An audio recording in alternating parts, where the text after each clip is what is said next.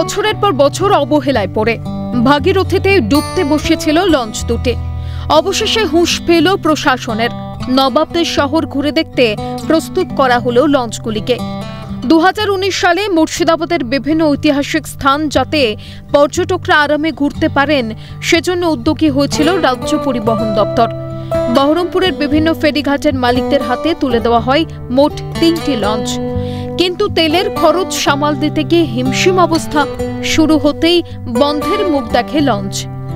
অবশেষে কয়েক লক্ষ টাকা খরচ করে 6 বছর ধরে পড়ে থাকা লঞ্চগুলির হাল ফেরালো প্রশাসন। বহরমপুর কলেজ ঘাটে লঞ্চগুলি উদ্বোধন করা হয়। উপস্থিত ছিলেন মুর্শিদাবাদের জেলা শাসক রাজর্ষি মিত্র, বহরমপুরের মহকুমা শাসক শুভঙ্কর রায় সহ বিশিষ্টরা। খুবই ভালো ইনিশিয়েটিভ, খুব ভালো লাগছে। মেরি ক্রিসমাস সবাইকে।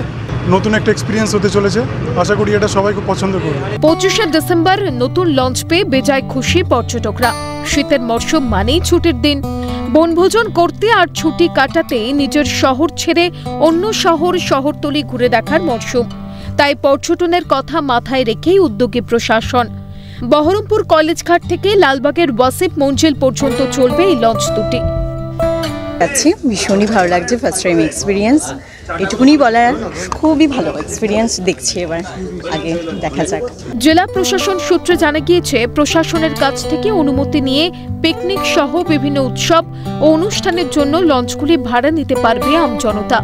লঞ্চ বুকিং এর জন্য নির্দিষ্ট একটি ফোন নম্বর থাকবে, যেখানে ফোন করে বুক করা যাবে লঞ্চ। সবই হলো খুশি বহরমপুরবাসী থেকে বহরমপুর ঘুরতে আসা পর্যটকরাও। কিন্তু এই উদ্যোগটাই এতদিন কেন নিল না প্রশাসন, সেই জবাবদিহি করবে কে? Subhashis সৈয়দের report, Calcutta news.